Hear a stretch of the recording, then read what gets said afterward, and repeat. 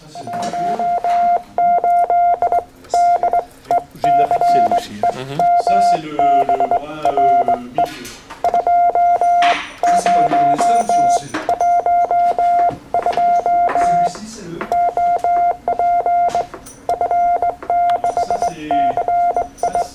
Le thème du concours national de la résistance et de la déportation est cette année « Communiquer pour résister ». Quelques 130 collégiens et lycéens ont participé à une journée de découverte avec des témoignages de résistants, des supports audiovisuels et une présentation de radio clandestine agrémentée de véritables contacts radio en télégraphie.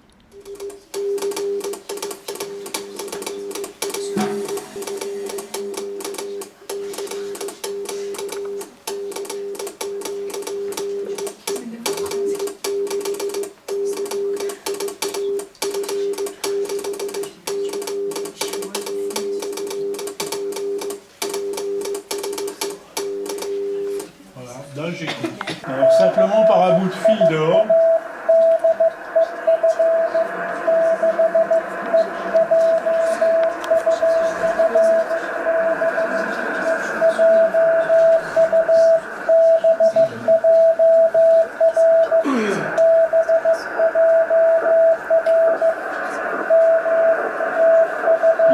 Il passe « Bonjour Maurice ». Je m'appelle Maurice.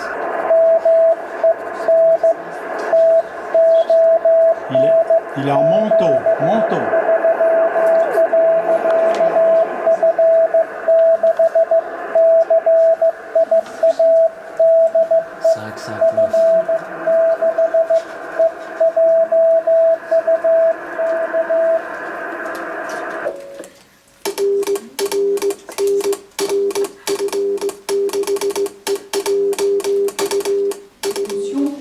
Pouvait être repéré par les Allemands, et c'est ce qui est arrivé malheureusement à une partie du réseau Salzmann. Bob, vous pouvez peut-être raconter ça, et vous-même avez échappé de peu au fait d'être arrêté et sans doute exécuté ou déporté. Donc, montrez un peu comment les Allemands arrivent à repérer ce genre d'organisation et quels sont les dangers ou vraiment les drames qui ont frappé ce réseau. Bon, j'ai eu la chance de rencontrer des feldgendarmes en décembre 1943 sur la route. Ils m'ont arrêté quand je me rendais à un parachutage un peu tard dans la nuit, donc j'étais à la limite du couvre-feu. Donc ils m'ont arrêté, je suis arrivé à m'échapper, ils étaient 4, ils m'ont tiré dedans, j'ai embrassé une balle dans le poumon, dans le foin. Ils m'ont laissé pour mort dans un terrain à côté de la Seine à Rouen.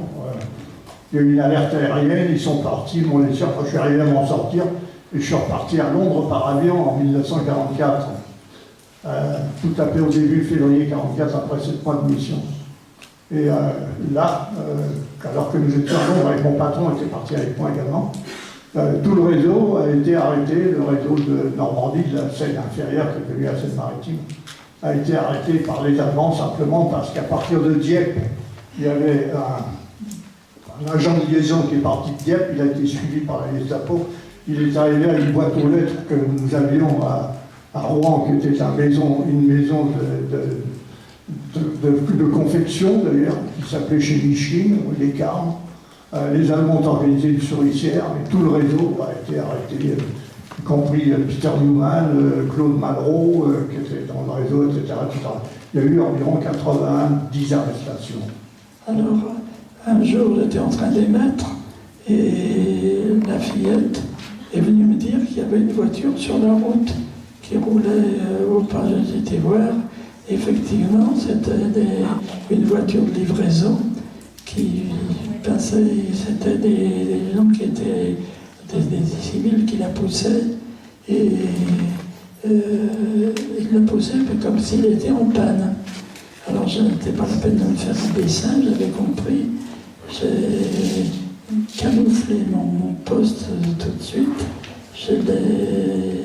J'avais arrêté mon émission, bien sûr, donc ils ne pouvaient plus me repérer à ce moment-là. Et j'ai camouflé mon poste et je me suis caché à maman dans un chambre. Et quand j'ai vu que personne n'était venu dans la ferme, je suis revenu, mais je ne pouvais plus rester là puisque j'avais été repéré. Là-bas, vous vous rappelez quel Mon poste, Ah, Alors, vous reconnaissez? Mark 7. ah c'est ça que vous utilisiez. Oui, ça. Et vous avez utilisé la B2?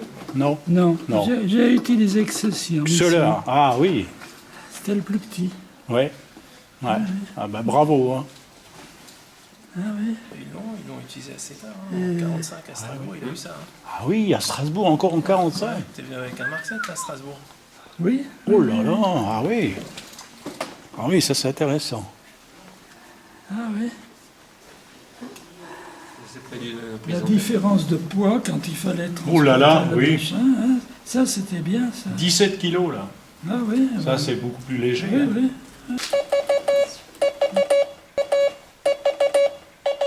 Ah voilà. J'ai oublié beaucoup de choses, Oui, mais là, je suis pas le sûr morse. que mais ça le arrivait. morse, ça reste toujours. Hein. C'est vrai.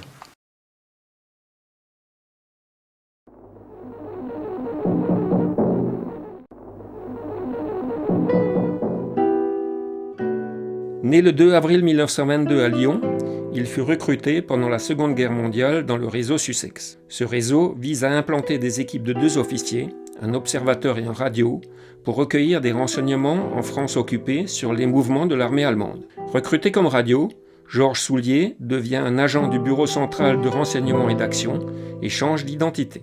Le 2 juin 1944, il est parachuté à Nantes en vêtements civils avec le lieutenant Vasse, dit Jourdet, pour une mission à Blois. Il met en place un réseau d'agents de liaison qui mène des opérations de renseignement jusqu'à la libération de Blois. Il participera à la libération de Le l'Alsace. paracet aussi, c'était pas mal utilisé le paracet. On n'avait pas ça, c'était... Mon radio, c'est ça qu'il avait. Alors celui-là, ils ont quand même très vite arrêté parce que en réception, il émet quand même. Il y a une émission qui sort. Oui, oui. Ouais. Ah, le paracet a été quand même pas mal utilisé. Mais ils ont arrêté parce que quand vous écoutez, on peut être repéré sur une distance de 500 mètres à 1 kilomètre, mais bon, on peut être repéré. Donc ils ont quand même arrêté. Les ingénieurs polonais ont construit des appareils. Une machine à vapeur de môme. Hein. Alors, comme bien sûr, on n'était plus dans l'avitaillement pendant des mois, mon radio, lui, il remplaçait ça par la soupape de sûreté. Au compte-gouttes, parce qu'il me dit, si je baisse mon joint, à ce moment-là, j'ai plus de machine. Et tu comprends? Il ne nous ferait pas la soupape, il fait un petit truc, un bambou. Et la machine, Avec ça, ils rechargeaient les batteries. oui, parce Et que la batterie, nous, on transmettait sur Calcutta. Ah oui, On oui, était à 3000 km. Hein. oui. Ah oui. Mais on m'a dit, avec une B2 comme ça, de Saigon jusqu'à Paris. Ah oui, oui, oui. Oui, oui, à Vosgien. Ça marchait pas tous les jours. Non, pas tous les jours. C'est pas toujours. Ouais, C'est pas un orage. Bien quand même. Ah oui, nous on faisait Calcutta. C'était déjà 30 km. Quand la propagation est là, nous on fait ça.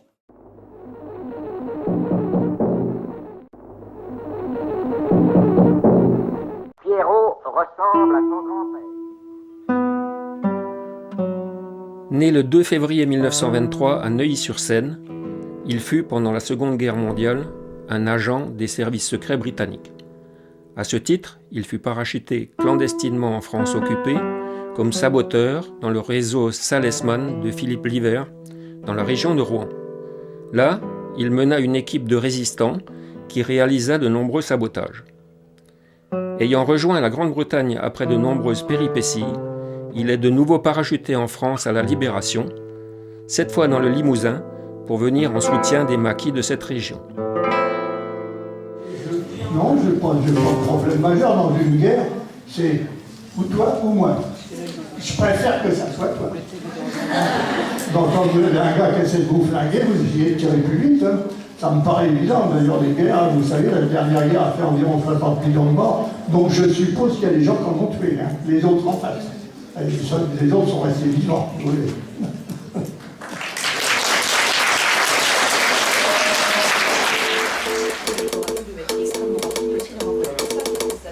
Rapide et bon, vous ne devez jamais émettre du même endroit. Voilà. Il faut savoir qu'environ 75% des opérateurs radio pendant la guerre en France ont été capturés, assassinés, déportés. 73%. Surtout dans les premières années du conflit où les méthodes de sécurité, les transmetteurs n'étaient pas. Il y a également le fait qu'en début de conflit, les récepteurs de réaction, qui eux-mêmes rayonnent. Ah non, c'est figuré, ouais.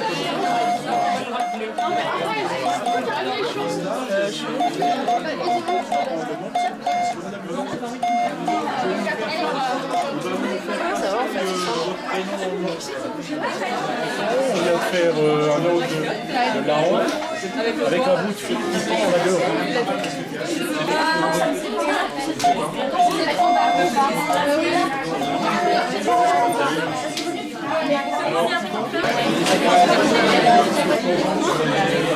Vraiment couramment au début du XXe siècle. Par exemple, sur le Titanic, il y avait une station de radio. Et c'était les débuts. Le Titanic était déjà équipé d'une station radio digne de ce nom, qui est encore bien loin des stations radio d'aujourd'hui, mais voilà, c'était début 1900. Alors la difficulté de travailler était aussi très importante, parce que les Allemands, l'ennemi à l'époque, avaient des stations goniométriques de repérage, des radios qui émettaient sur le territoire. Donc il fallait se cacher, la radio devait se cacher. Elle a été développée jusqu'à la fin de la Deuxième Guerre mondiale, quoi. On est admiratif de ce que vous avez fait. Oui. On ne sait pas ce qu'on aurait fait, nous. Qu'est-ce qu'on aurait fait? On avait fait la même chose. Oh, c'est pas... On ne sait pas.